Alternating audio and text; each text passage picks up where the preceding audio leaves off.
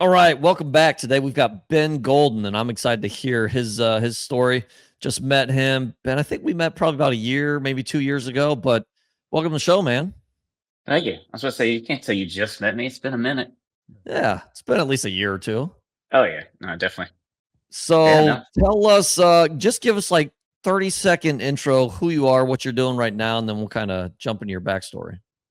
Okay. Yeah. 30-second intro is Ben Golden, family man first. I've got a 4-year-old daughter and beautiful wife. Then also in the storage world, as well as so we own facilities and then we also own and started up Revy for reputation management. That's been taking the majority of our time recently, but Yeah, that's the we 30 want second piece. Yeah, we want to jump in the Revy and obviously your storage journey as well. So before your entrepreneurial world or after college or whatever, what did that look like for you? Kind of, start of the real world for Ben. Ooh, start of the real world was jumped right into a software company. It's an energy trading software company in Houston. So I lived and breathed traveling on site to different trade floors, getting our software implemented and everything. But then that was the next 18 years was leading and running global sales and implementation teams for our software. I had the joy of living out of Houston, but that was really just home base. They got to fly me all over the place, and so that was again Houston was home base, but I got to see all the different parts of the world, how different people interacted, and my favorite part was like that marrying of how a software can really scale a team or empower a team to get so much stuff done, and that's how I got all into the software space and why I still love it today.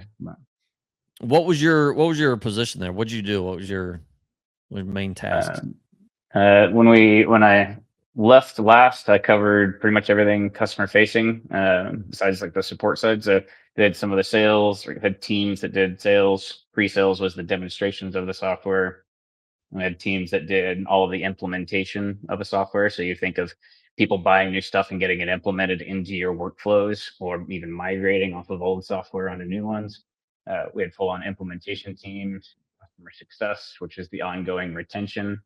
So I had the joy of like, hey, yes, our software works and will make you happy, and we'll sell it to you and everything. But I was the one guy that would I helped you sell it, but I would also make sure you were happy the entire time. So I had it through the whole sales process or through the whole process. Yeah.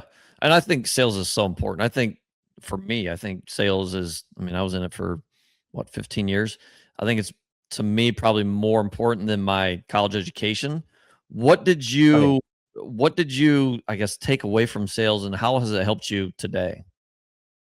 I mean, sales always gets the bad rap, right? Everybody thinks sales are Mhm. salesy, but it's really bringing value. Like somebody has a problem and you've got a way that possibly could fix it, or we could help mitigate it or do something about it, or, and again, empower your team to do so much more.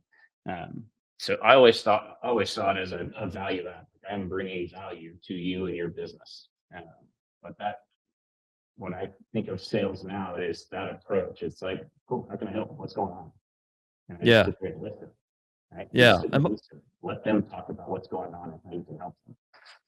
Yeah, and my guess is you and I probably have a somewhat similar approach to sales.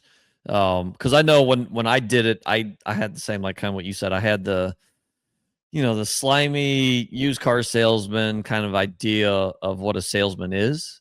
But my guess is you just said you like to bring value.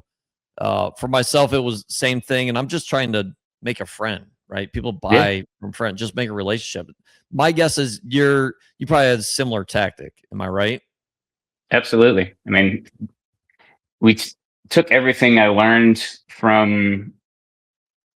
If I back up a second, right, I mentioned that I ran sales teams and everything, but I also had the full on implementation side. So I knew that I would, Mm. no matter what I sold in quotes, I would have to deliver as well. Like I was on the hook for that. And so it was always from the very beginning value based. This is what we have. And I take that into, yes, building the relationship side and how that transitioned into of our 6 self-storage facilities, 4 of which are seller financed, right? Because we were able to build Yep. a relationship through all of that and figure out what best fit that seller scenario. And then like 2 of my largest clients on the Revy side, I never once introduced myself to them. they came and were talking, and I was like, hey, I know you, I know about Revy and everything. They're, again, two of our largest clients today, multi-facility operators nationwide. But it was always value based. Like, how can we do this together, and relationship based? Yeah, for sure. Yeah. Well, and before we go further with your story, so obviously we keep hearing about AI, and I know you're in that world too a lot, especially a lot more than I am. Software as a whole, or maybe that company that you left, what is AI doing with software? Oh my gosh, that's the massive loaded question. Right. And it's sort of, if I'm not careful, we'll talk the rest of the time about it, right? So we'll each That's all nerd right. out on how we can go into different aspects. But I mean, everybody started off. I don't remember what year it was, but when ChatGPT first opened, it was like, "What is this?" You just ask it a question, right? And I remember asking it, like, because I saw somebody else do it. It's like, "Hey, can you make me a grocery list?" Right? And now today it's all the way from like, hey, can you make me a grocery list, or can you tell me a funny joke, to executing full on business processes, managing full life cycles on things, managing implementations, marketing strategies and life cycles. Um, so as far as how it integrates and weaves today, if I could leave anybody with one thing, it's like, yeah, use it as a thought partner. Don't abdicate your leadership position. You are the human, right? You're going to control what it's doing and everything else. But you can use it as that thought partner, that soundboard and everything, and then hand it over into execution to scale your teams, make a larger impact while you're still leading the process and everything. Yeah, for sure. Yeah, it's interesting. I keep so are you seeing just with software companies, is it are people losing jobs in software companies? Obviously there's jobs being lost to AI. I Yeah. don't to me there's part of, and I've kind of shared my opinion on this, but to me there's the people that are really pushing it and all these job losses are the people that own AI companies. And obviously it's taking some jobs, but are you seeing you come from the software world. So are you seeing a lot of job losses from AI? Um, so the past I will, from like the headlines we read and everything. Yeah. Now, as far as what my expectation would be is,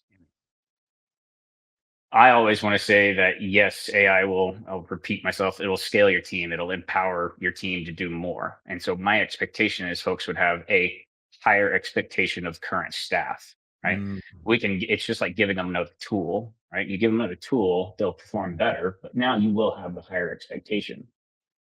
Now you get into a world after that. It's like, all right, do you have points of diminishing return on things? Probably. There was a graph put out. I wish I could name the source, but it was is one of those center spiderweb diagrams by job area. What can AI do or cover today? Like sales, conversation, BDRs, all the way to, um, on the other side of it was like physical warehouse jobs, that kind of stuff. Uh, but you have customer support, right? Where it's just answering questions. That's knowledge based about the product. That can be done today and has been done for a while. Questions come in, it understands the knowledge base, it answers the question, and has the customer experience kind of capability to have those conversations. So it can do all of that today. Um, but that diagram was really interesting because you would see all these information based or white collar type jobs where it's just infiltrating further and further, faster than anybody thinks. Like Fable, Anthropic's big model that just came out, and unfortunately the US government shut down within like 3 days or 4 days or something. um, that thing was a massive shift on the coding side. So yes, developers have been empowering it and doing everything using these models, but like you can replace certain jobs today, and I see that just going further and further. So yeah. I would Yeah. like to again empower folks and empower teams, but you will hit that point of the diminishing returns, like things are going to get replaced. But then you got to find out, right, where does that shift? So Yep. No, that's really very well explained. Cool. Yeah, appreciate your thoughts there. So, how long were you at the software company, and then what did the transition away from the from your job look like?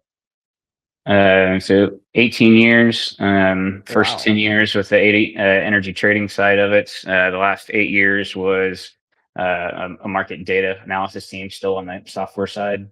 But if you thought of live 24-hour mission critical data. It was providing prices to trading companies. And we're Hmm. talking tick by tick, millions of data points every day. Again, tick by tick, going to a trade floor, using it for valuations and trades and everything. That's what our team, our company was doing. Hmm. But that kind of led me into my transition because, again, I mentioned earlier, I had the joy of and I don't know how to say it besides they allowed me to travel all over the world, which is fantastic. But then I started having a family, and I was like, I don't want to be a diamond member at Hilton, spending 60 plus nights away from my family all the time. Like that was cool when I was in my 20s, and now I'm like, now I'm in my 40s, and I'm like, I want to spend time with my family.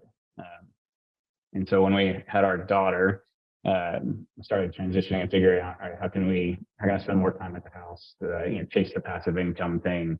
Um, and that's how we got into self storage. Uh, What did that so obviously you had like a driving force behind that. You're tired of Mhm. traveling. Why not find another job? Why search for something that's entrepreneurial? Good question. Always had that entrepreneurial drive. My mom started her construction company from the ground up. Mm, She had lost her job and she started it from the ground up by picking up trash around construction sites. And that turned into doing landscaping for the builder. That turned into mm, doing masonry for the builder. That turned into doing all the irrigation for the builder. And so she built this landscaping, or she built this construction company that now does electrical, plumbing, and everything else. She since sold it, but it was that whole entrepreneurial drive of, hey, something needs to get done. We need to do something for the family, and she did it. Um, uh, my dad was a cop for 20 plus years, SWAT commander, everything else. It was mm. precision and perfection or nothing else kind of thing, that approach. And so you had these mindsets of work hard and everything and the entrepreneur. And I think I want to say I'm the perfect blend of both of them. Where I was having a blast in my software job and everything else. But I wanted to see if I could do it on my own and spend more time with my family. And I have the best of both worlds of, all right, we've got full control and all the chaos and hardships that come with that, right? The ups and downs of entrepreneurship. But I get to live with the decisions I've made while prioritizing the time with my family. And I think that's where self storage was really going to help with that. Like we looked at single family homes and I started running numbers on the cash flow for a single family homes. I'm like, you're gonna get like 100 of these before we even make a dent. I was like, I want to move a little faster than that. So again, I started looking at storage, jumped into the mastermind, so learned how to do it. It was 6 months in, we got our first facility, and then we started closing a facility pretty much every quarter after that. So once we figured out the process, it was just kind of going after that. Yeah. At what point did you leave your 9 to 5? A year ago, just about a year ago today. So Okay. let's So see, that would be 2 years into doing storage stuff. okay. So you were doing storage on the side. Yeah. How was how did you keep, I guess, the momentum? Because I see a lot of people try to start it on the side. I think it's a great idea because I think, Oh in my yeah. opinion, you got to start collecting cash flow before you leave your 9 to 5. But I see a lot of people also just fizzing out, right? Like after a couple months, they're like, I'm just going to stick to the 9 to 5. And, or maybe they dabble in something else, storage or whatever else, and then never really gain traction. So, how did you gain traction and actually get out of that? Well, that or they get the first one and they stop, right? Yeah. They start on the operations side of the house and then they let the sales funnel or the acquisition funnel completely dry up, Yep. which I did a little bit, right? But then we got it back going. Um, Again, it came back to what was my goal. My goal was to eventually get out of the day job comfortably. Is always the desire, right? Get out of the day job comfortably and be able to spend more time with family and do something that we wanted to do. Um, we had this, so I'll just go with that. The route we took from the very beginning was fully remote and will be managed by somebody else for the most part, like a third party manager. Not completely. Like I still have control over like rates and everything else, but the day-to-day operations and phone calls and everything, or a third-party manager. That would allow me to keep everything running at the day job while we're doing everything in parallel and find the next deal. Right. So we approached it from the very beginning that I'm not going to go buy a storage facility, down the road for me, because if I do that, I will go fix the gate, or I will go, look at the electrical or something like that. And so our closest one is 4 hours away. And we've got 6 facilities that are in 3 different states. And I accepted from the beginning that I will pay a contractor. It'll be a little bit more expensive, but I will pay a contractor to go fix something so I don't give up my time to do it. Uh, and so that was the foundation from the very beginning. Was let's find one, let's operate it remote, let's put a third party manager in place, and then go find the next one. And that's how we kind of stayed on that engine. It's like that grounded us. I say us, my wife and I, from the very beginning. That's how we're going to do this, and start stacking facilities for the long-term game. You operate differently than me. Everything's close to me, and you were kind of forced. This is what I think most people don't talk about. You did it on purpose, but you were forced into building business operations because you didn't have any facilities nearby. Whereas like all mine are within an hour and a half. If a gate was down, I could just drive to it. Yeah. Which I did. I don't know about gates, but other issues I would do that at the beginning. So talk about other pros or maybe cons too of having sites that aren't near you, to where, yeah, it sounds like your closest one is 4 hours. Everything else is further. Talk about the pros and cons of those not being near you. Oh, I could go off on anything. Like I think one of the hardest parts about any business is the hiring side, right? Yeah. It's a gamble every time. Um, I've been fortunate enough, again, I've built teams in the past all over the world, so I've hired and managed remotely. I thought, Mm, like, cool, I'll be able to transition that skill set and everything. Well, that skill set was also more white collar software jobs, and so I got a full on experience of hiring, very, very, very part time, boots on the ground kind of roles, and trying to figure out, all right, cool, how do I get them and keep them motivated?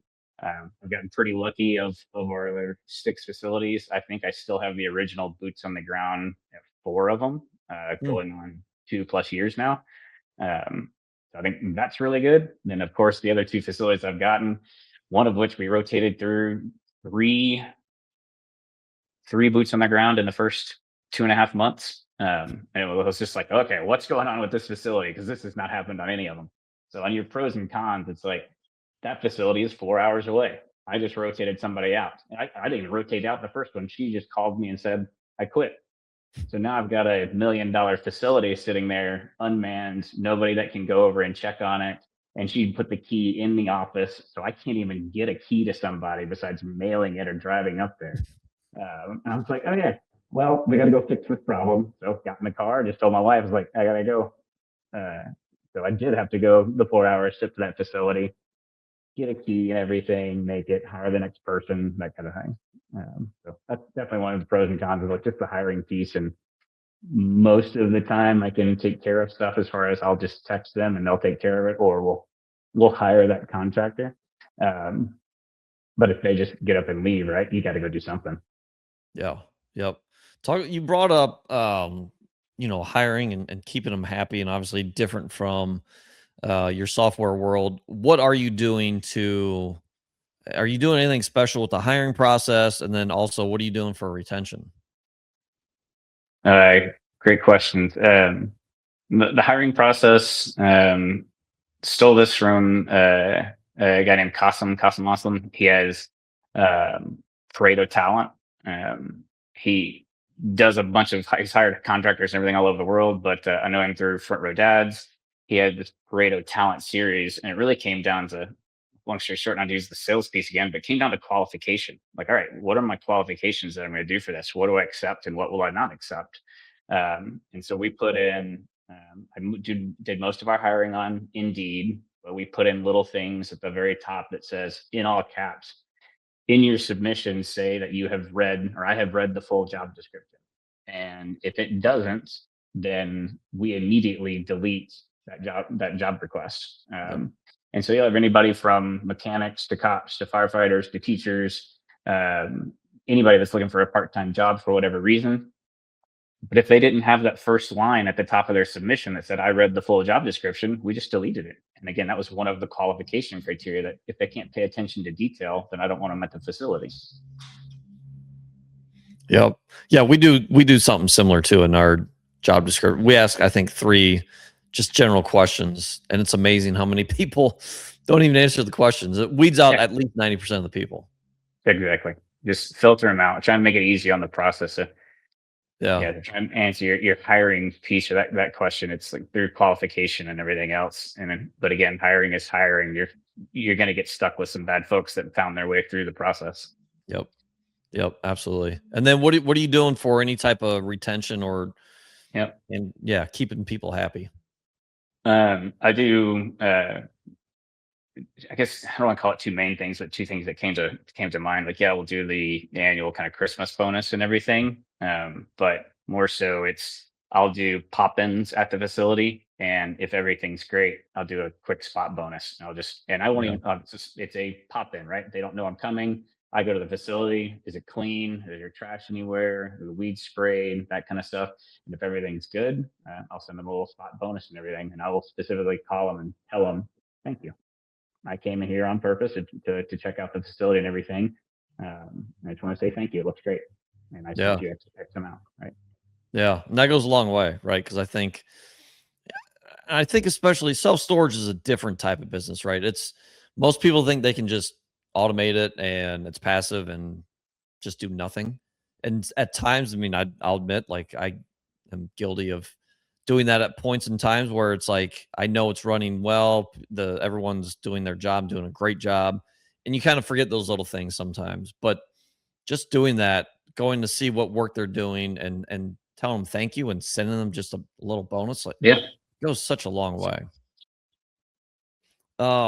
So you said you have 4 of your 6 deals that are seller finance, is that right? Yep. Okay. So take us through, and you can kind of generalize it if you want, but take us through kind of that process of one, having sellers understand what seller financing is, because that's to me probably the number one thing. 'Cause they don't understand it, they're immediately just saying, no, I'm not interested. Right. Yeah. So take us through your process of how you kind of bring it up, if you have to educate them, and then maybe what your typical go-to just terms are. Gotcha. So how I bring it up is, again, every conversation is different. I usually do it in the flow of conversation. So like trying to say I force it in or I work it in isn't true. It's one of those things where, like, as we're talking through it, naturally it comes up as a part of the conversation.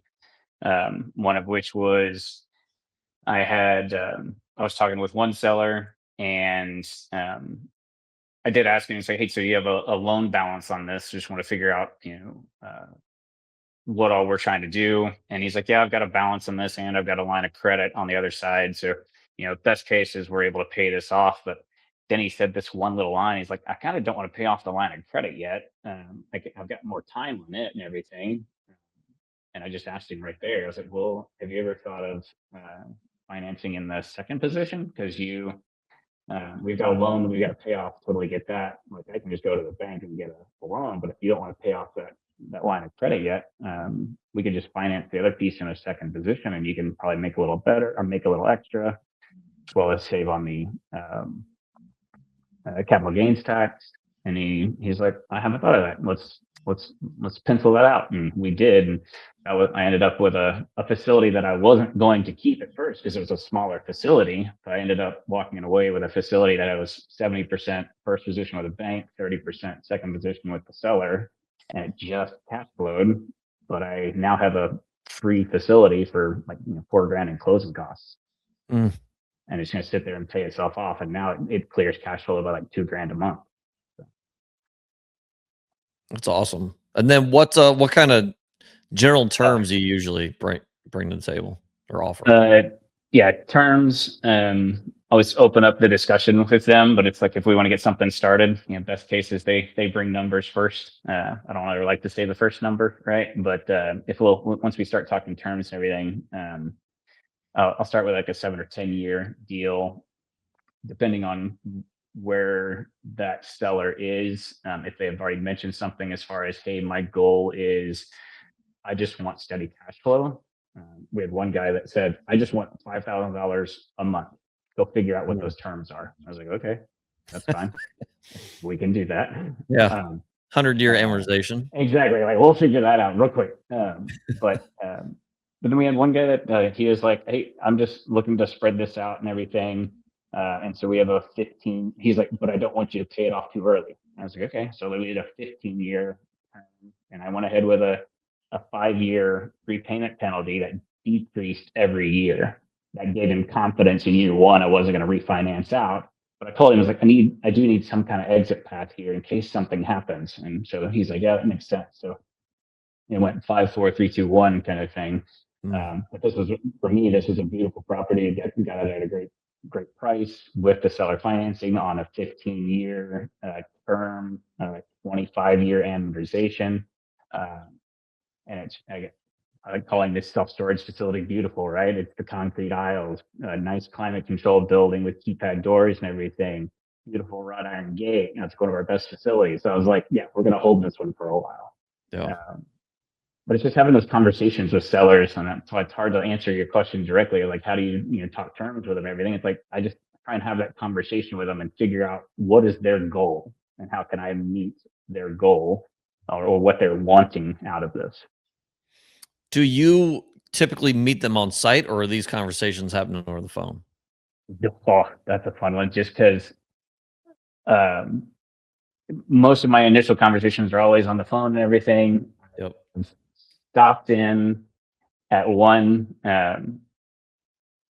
This was one of those facilities. I'll give you two quick stories. Like one facility was this like 50 something thousand square feet, and I was just going to pop in and say hi. It was massive, 50,000 square feet. And it was like all single floor climate control everywhere. Like it's just a really nice facility.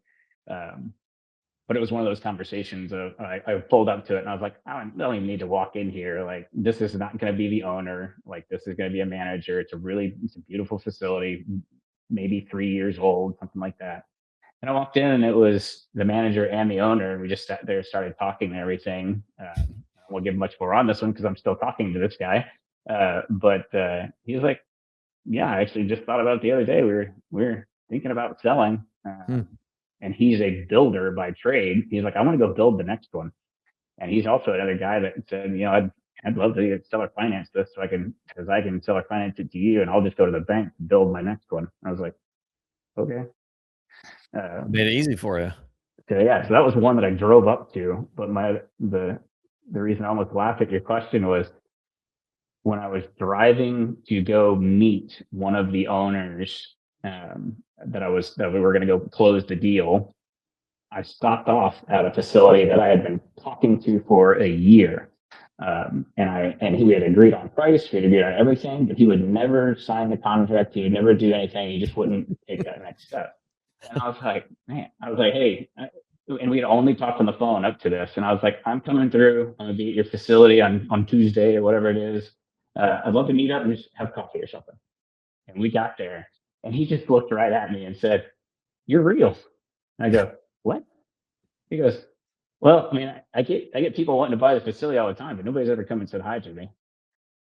He's like, "All right, just send me the contract. We'll sign it." I was like, well, that's all it took because I just needed to go see him.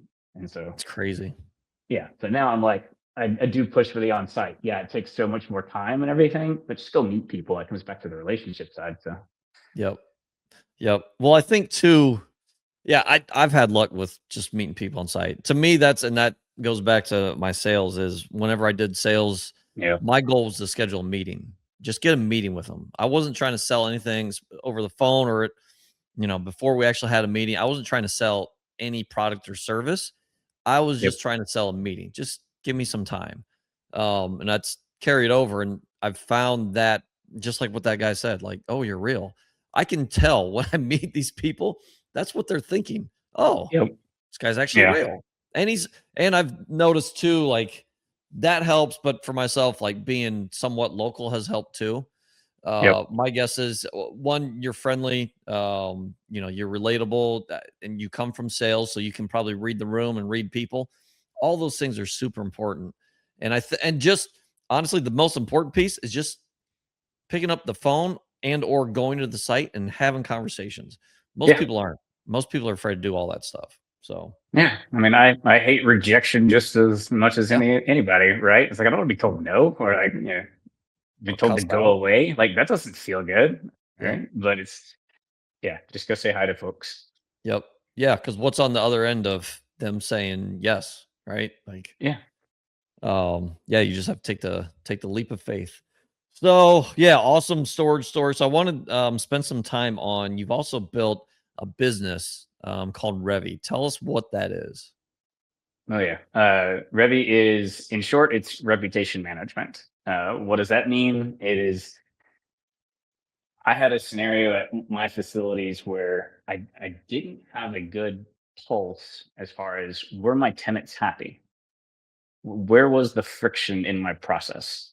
Yes, we want to get Google reviews. That is one of the biggest end goals. But to me, that's one side of the coin. Mm, The other side of the coin is what is the tenant base or what friction is the tenant base experiencing today that I don't know about that is causing me not to get Google reviews, like positive ones. And so I wanted to fix this problem of, all right, let's figure out how can we do feedback requests. Um, we did this all the time in my day job for the past 18 years. They're the software world. You see them all over the place. They're NPS reports. You see little smiley faces and everything. It's like, are you happy or not? Would you promote us or tell your friends about us, or would you not? Right? You see that all over the place, and we didn't have a good method of doing that for any of our facilities. So we ended up we did use a reputation management firm or a company at the beginning to get things up and going. I saw some gaps in it, and then said, "All right, we're just going to go build this." So we built Revy, which will connect with each of the storage management platforms like the Cubbies, the ESS, or the Storables of the world, Monument, half a dozen others. And we'll go out and we will request feedback from the tenants. And we present them the little smiley faces. And if they're happy, we'll kind of escort them over to Google and say, thanks so much. Could you leave us a Google review?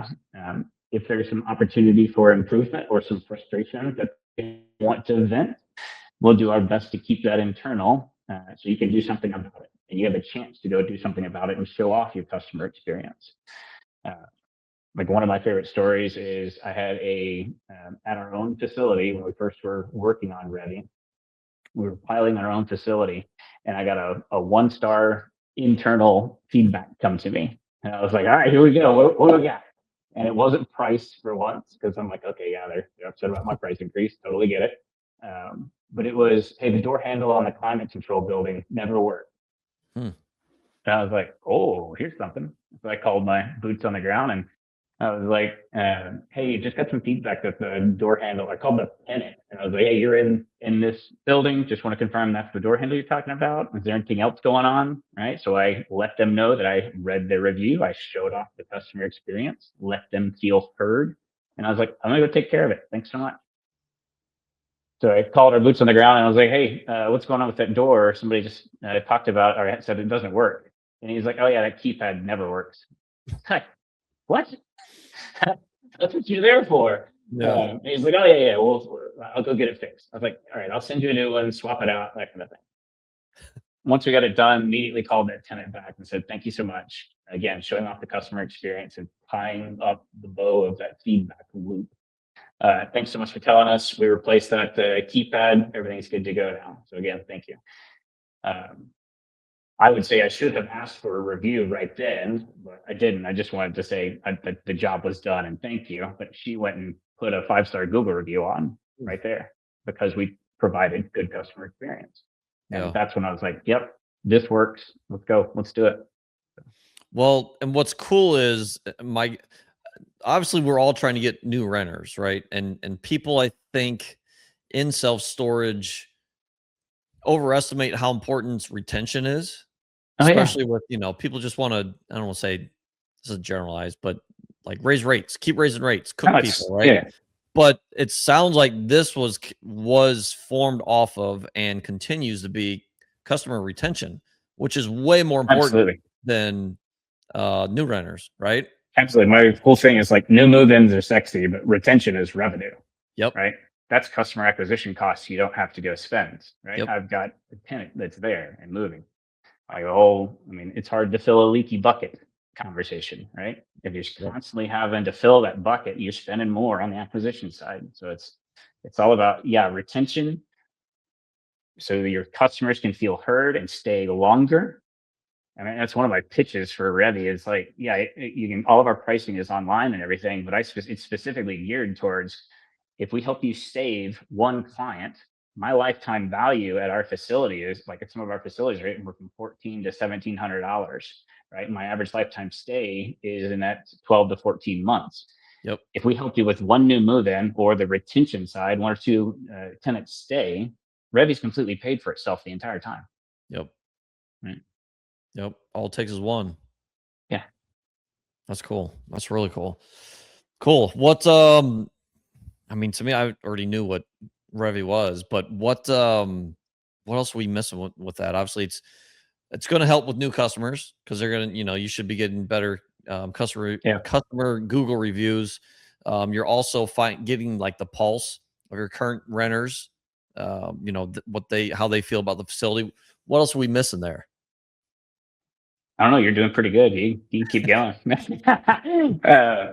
It comes down to it's the two sides of the coin. We want to see, all right, where's the friction in our customer experience today?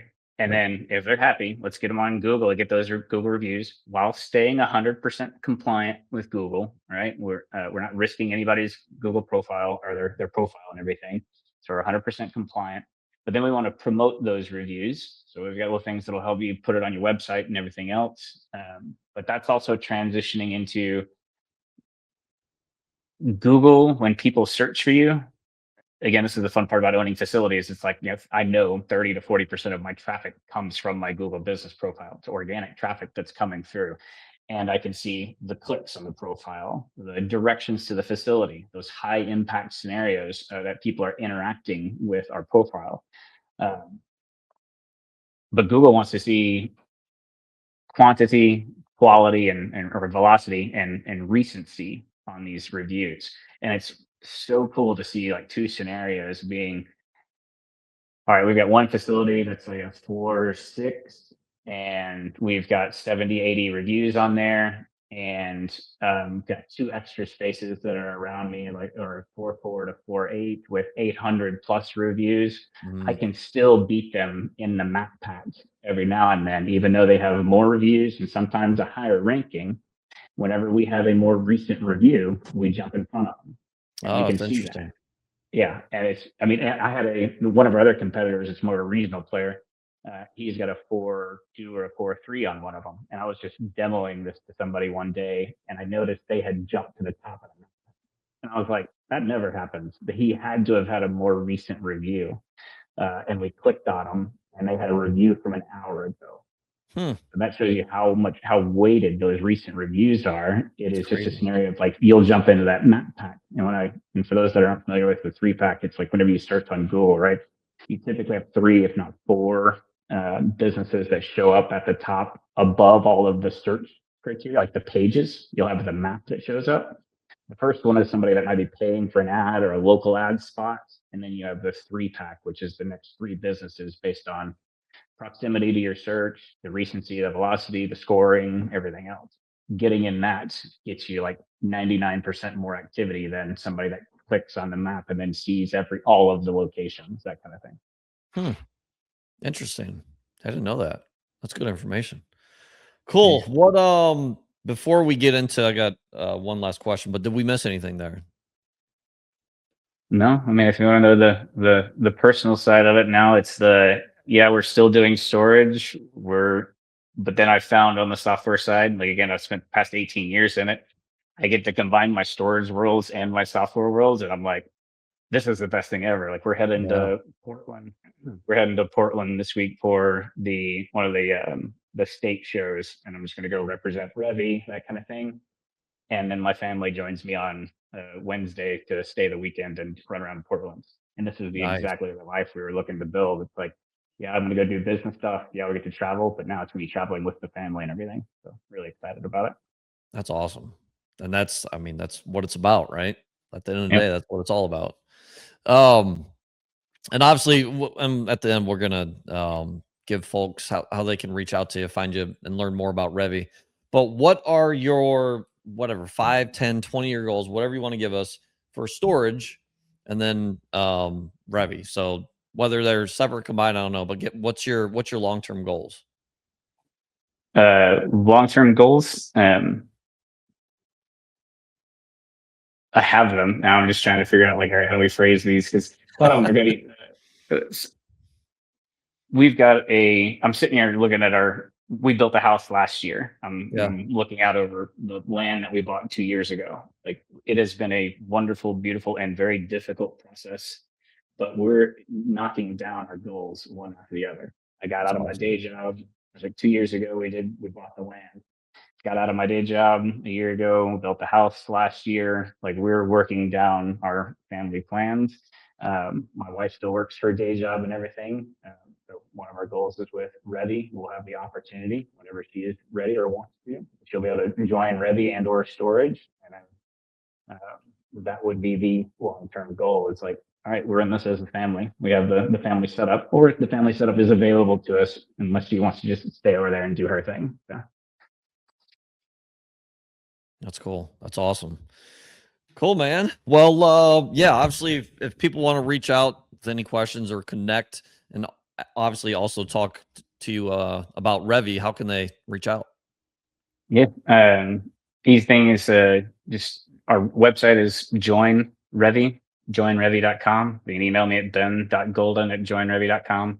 But I'll say for everybody, I'm an open book on the storage side or the Revy side. I sit here and talk to storage owners half the time or once on Revy. And once they find out I'm a storage owner, we spend the next 30 minutes just talking storage stuff. So I'm an open book on the acquisitions, the backstory, everything else, as well as resources. John, you're an excellent resource. We're in the storage rebellion together. We know several of the same cohorts as far as like Dave Demink and Kevin Rapport and some other folks and Shane Chapin. They're all fantastic coaches. So an open book as far as connections in the industry, marketing folks that we work with. So I'll help with. Cool. Awesome, man. Well, I appreciate you coming on, sharing your story. And obviously, if anyone's interested in connecting with Ben for storage knowledge or Revy, reach out to him. And we'll see you guys next time. See ya. Awesome. Thanks so much, John. Thanks.